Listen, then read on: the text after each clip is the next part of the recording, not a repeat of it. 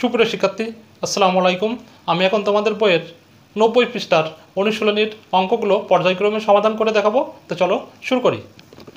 1 নম্বর প্রশ্নে দেওয়া আছে, রইস 35,000 টাকা 3 বছরের জন্য ব্যাংকে জমা রাখলো। যদি সরল মুনাফার হার 7% হয়, তবে 3 বছর পরে রইসের কত টাকা মুনাফা হবে? তো প্রথমে আমরা 1 নম্বরটা সমাধান করবো, ঠিক আছে? তো এই সব অঙ্কগুলো সমাধান করার জন্য আমাদের সরল মুনাফার যে সূত্রটা আছে সেটি কিন্তু জানা লাগবে। চলো দেখে আসি সেটি কি। আচ্ছা, সরল মুনাফা মানে কি? সূত্রটা আমি লিখে দেখাই তোমাদেরকে। মোট মুনাফা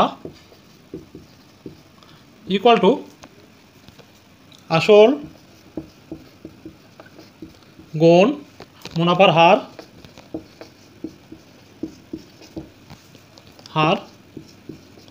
গুণ সময়কাল। ঠিক আছে? এখন এই মোট মুনাফাকে যদি আমরা আয় দ্বারা প্রকাশ করি, তাহলে আমরা কি লিখতে পারি? আসল হচ্ছে পি, ঠিক আছে? পি মুনাফার হারকে ছোট হাতের আর দ্বারা প্রকাশ করা হয়, আর সময়কালকে এন দ্বারা প্রকাশ করা হয়, ঠিক আছে? তার মানে আমরা মোট মুনাফা ইকুয়াল টু কি লিখতে পারি? পি আর এন, ঠিক আছে? এই সূত্র ব্যবহার করে আমরা সকল অঙ্কগুলো সমাধান করব, ঠিক আছে, যেগুলো সরল মুনাফা। আচ্ছা, তো এখন অঙ্কে চলে যাই। প্রথমে 1 নম্বর অঙ্কটা আমরা সমাধান করে দেখব।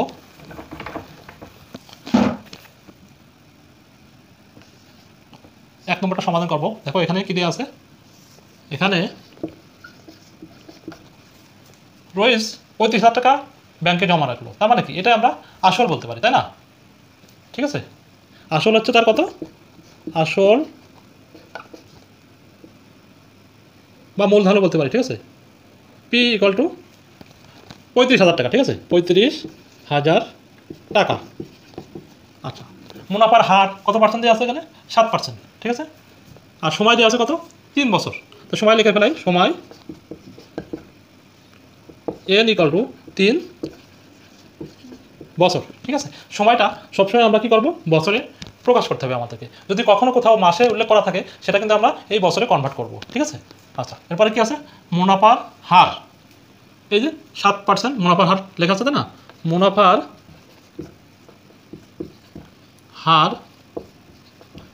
হারকে কি দ্বারা প্রকাশ করা হয়? আর দ্বারা প্রকাশ করা হয়। তো আর ইকুয়াল টু কত আছে এখানে? এটা 7%। 7%কে আমরা কি করতে পারি?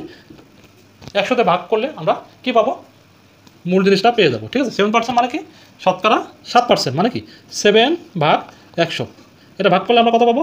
0.07 বাংলায় লিখতে হবে, ঠিক আছে? এই 0.07, এটা তোমরা ক্যালকুলেটর ইউজ করেও করতে পারো, ঠিক আছে? এখন আমরা কি বের করতে হবে? এই যে মুনাফা 3 বছর পরে রইজের কত টাকা মুনাফা হবে, ঠিক আছে? তার মানে মোট মুনাফা যেটা, সেটা আমাদের বের করতে বলেছে। অতএব মুনাফা ইকুয়াল টু কি? মুনাফা ইকুয়াল টু আয়, যেটা মোট মুনাফা। এই মুনাফাটা আমরা বের করব। তো আমরা জানি কি লিখব? সরল মুনাফার সূত্র থেকে আমরা জানি, ঠিক আছে? সরল মুনাফার সূত্র থেকে আমরা জানি, এই যে সূত্রটা দেখব কি? মোট মুনাফা I equal to P R N. এখন আমরা দেখো পির মান কত দেওয়া আছে এখানে? 35,000। এটা আরেকটা শূন্য হবে, ঠিক আছে? পির মান কত? 35,000। তো 35,000 লিখলাম। 35,000 গুণ আর মান আমরা কত পেয়েছি? 0.07, ঠিক আছে? 0.07 গুণ সময়কাল আমাদের কত? 3 বছর। 3 বছর। এখন সবগুলো যদি আমরা গুণ করি, তাহলে কিন্তু আমরা অ্যান্সার পেয়ে যাবো। তো আমরা ক্যালকুলেটর ইউজ করে করবো, ঠিক আছে? দেখো আমরা এইগুলো যদি গুণ করি, তাহলে অ্যান্সার পাচ্ছি 7,350, ঠিক আছে? এত টাকা।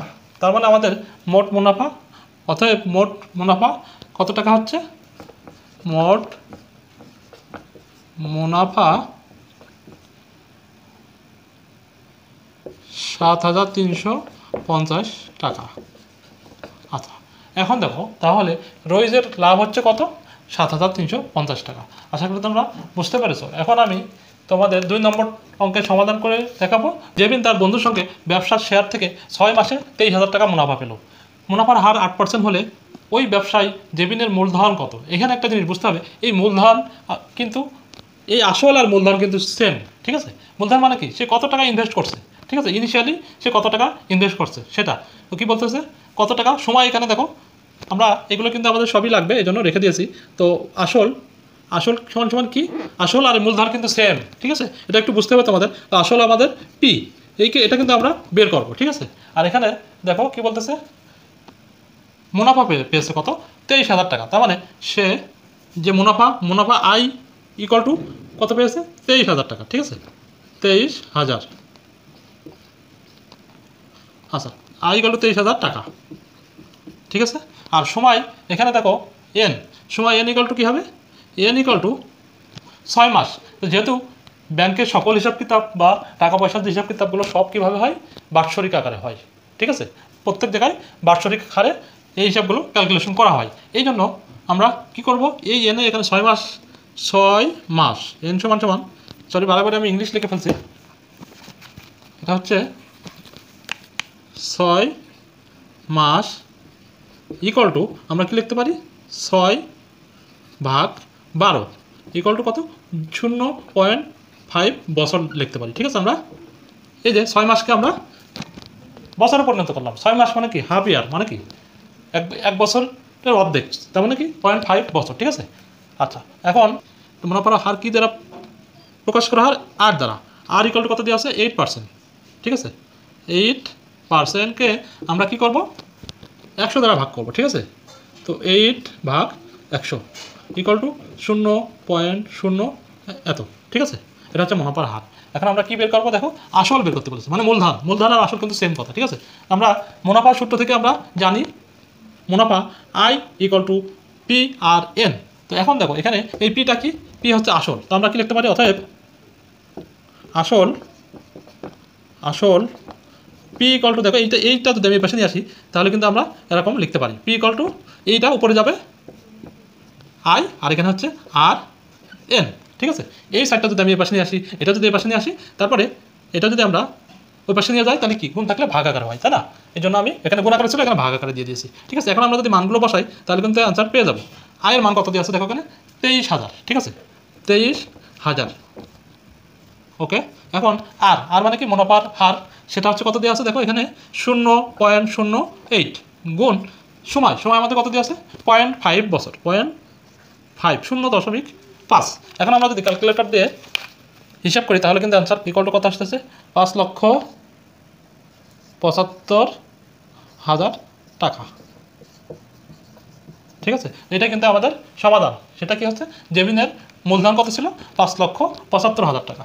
3 নম্বরটা সমাধান করব, ঠিক আছে? তো 3 নম্বরে আমাদের কী দেওয়া আছে, 3 নম্বরে দেখো বলতেছে শিমুল 80,000 টাকা কোনো ব্যবসায় খাটিয়ে 2 বছরে 1,75,000 টাকা মুনাফা পেল। শিমুলের মোট কত টাকা মুনাফা হলো, ঠিক আছে? তো এখানে শিমুল এর ইনভেস্ট ছিল কত, ইনভেস্ট বলতে আসল মানে কি পি, ঠিক আছে? পি ইকুয়াল টু কত, সে 80,000, ঠিক আছে? 80,000 টাকা সে কী করছিল, ইনভেস্ট করছিল। আচ্ছা, পেলাম একটা সময়কাল এখানে দেওয়া আছে, দেখো কত বছর, 2 বছর। তার মানে সময় এন ইকুয়াল টু কি, 2 বছর। আচ্ছা, এখন কত টাকা লাভ করেছে সে, 1,75,000 টাকা লাভ করেছে, তাই না? তো মুনাফা আই ইকুয়াল টু কিন্তু আমরা পেয়ে গেলাম কত, 1,75,000 টাকা, ঠিক আছে? টাকা।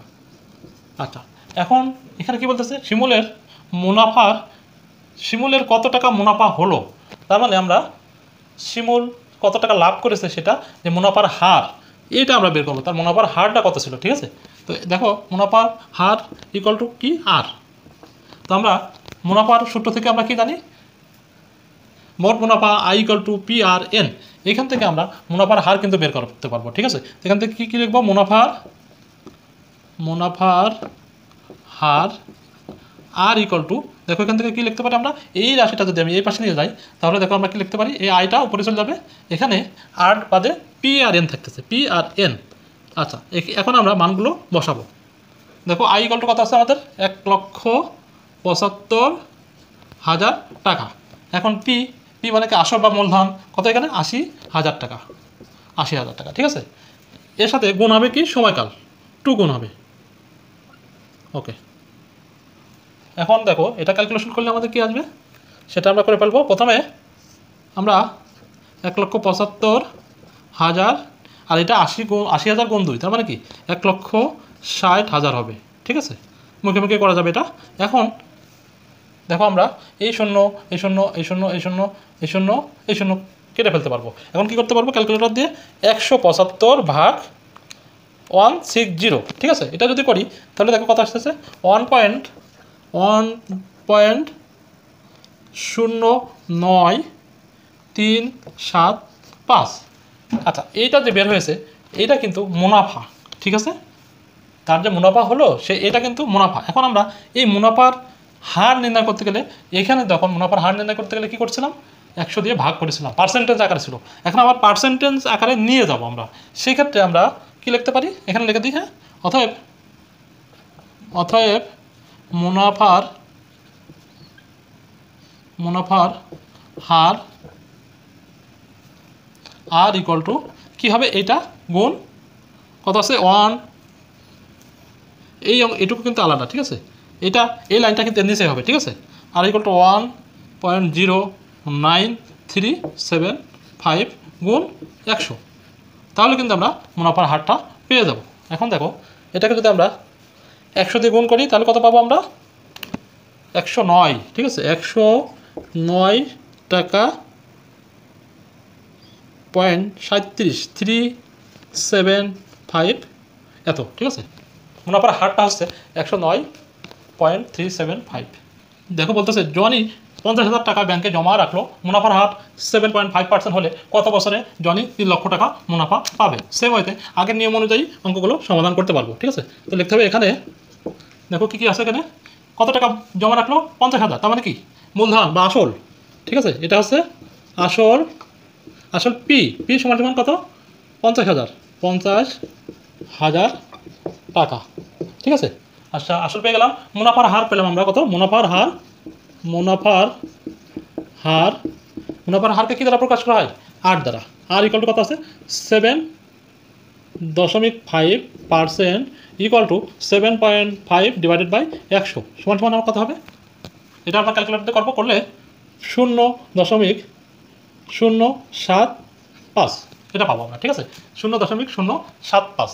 আচ্ছা, এরপরে দেখো আমাদের কী দিয়ে আছে সময় কত বছরে, তার মানে সময়টা আমরা বের করবো। আর মুনাফাকে কিন্তু দেওয়া আছে এখানে, দেখো মুনাফা কিন্তু আমাদের দেওয়া আছে। মুনাফা ইকুয়াল টু মুনাফাকে কী দ্বারা প্রকাশ করা হয় আয় দিয়ে, ঠিক আছে। আয় ইকুয়াল টু কত এখানে দেখো 3 লক্ষ দেওয়া আছে, 3 লক্ষ টাকা, ঠিক আছে। এখন কত বছরে মানে কি সময়কাল বের করতে হবে, ঠিক আছে। আমরা জানি কি সময়কাল ইকুয়াল টু এন, এই এনের মানটা আমরা বের করবো।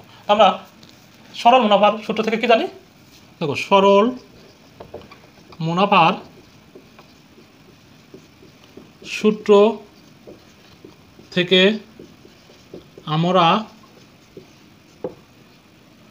আমরা জানি মোট মুনাফা, ঠিক আছে, বা মুনাফা, ঠিক আছে। মুনাফা I equal to P R N. এখান থেকে কিন্তু আমরা সময়কাল বের করতে পারবো, ঠিক আছে। অতএব সময়কাল N equal to I divided by P R, ঠিক আছে। এখন আই ইকুয়াল টু কত, আই ইকুয়াল টু দেখো আমাদের 3 লক্ষ দেওয়া আছে এখানে, তো লিখলাম 3 লক্ষ টাকা, ঠিক আছে। পি ইকুয়াল টু আমরা কত পেয়েছি 50,000 আর ইকুয়াল টু কত আছে আমাদের গুণ 0.075। এখন এটাকে আমরা ক্যালকুলেশন করবো, এই শূন্য 3টে শূন্য, এখানে 4টে শূন্য কেটে দেবো। এটা হচ্ছে 5, এটা কত হচ্ছে 5 6 30। তার মানে আমরা যদি 6 দিয়ে ভাগ করবো কত 0.075, তো কী করবো 6 ভাগ 0.075 ইকুয়াল টু দেখো 80 পাচ্ছি আমরা, ঠিক আছে 80। তার মানে এই যে সময়কাল, অতএব সময়কাল এন এটা দেখাতে হবে, এন ইকুয়াল টু 80 বছর, এটা আমাদের অ্যান্সার, ঠিক আছে। দেখো আমরা 5 নম্বরটা সমাধান করবো। এখানে কি বলতেছে 10% মুনাফা হারে 3 লক্ষ টাকা কত বছরে মুনাফা আসলে দ্বিগুণ হবে। এখানে কিন্তু একটু জটিল মনে হচ্ছে, আমরা যদি বুঝতে পারি কিন্তু খুব সহজে সমাধান করতে পারবো। দেখো এখানে মুনাফা হারে, তার মানে আমরা মুনাফা হারটা প্রথমে পেয়ে যাচ্ছি এই যে আর ইকুয়াল টু কত 10%। 10% ইকুয়াল টু আমরা কি লিখতে পারি, এই যে 10/100 ইকুয়াল টু কত পাবো 0.10 বা 0.1 লেখা যেতে পারে এটা, ঠিক আছে। আচ্ছা গেল, এখন বলতেছে 3 লক্ষ টাকা কত বছরে মুনাফা আসলে দ্বিগুণ হবে। তার মানে এখানে এই যে আসল হচ্ছে তার কত, আসল পি ইকুয়াল টু 3 লক্ষ টাকা, 3 লক্ষ টাকা, পি ইকুয়াল টু 3 লক্ষ টাকা, এটা আমরা বুঝতে পারলাম। এখন বলতেছে মুনাফা আসল দ্বিগুণ হবে কত বছরে, সময়কাল আমরা বের করব সেটা বুঝলাম। সময়কাল কী দিয়ে প্রকাশ করা হয়, এন দ্বারা, ঠিক আছে। সরি, সময়কাল আমরা এন দ্বারা প্রকাশ করি, ঠিক আছে। আচ্ছা এখন দেখো মুনাফা আসল কি বলতেছে দ্বিগুণ হবে, তাই না। তো এখন যদি দ্বিগুণ হয় তাহলে আমরা কি লিখতে পারি 3 লক্ষ গুণ 2 ইকুয়াল টু 6 লক্ষ টাকা, 6 লক্ষ টাকা। এখন একটা জিনিস মাথায় দেখো, ভালো করে খেয়াল করো, মাথা খারাপ ভালো করে, সেটা হচ্ছে মুনাফা আসল যদি 6 লক্ষ টাকা হয় তাহলে তার শুধু মুনাফা কত হবে সেটা একটা প্রশ্ন, ঠিক আছে।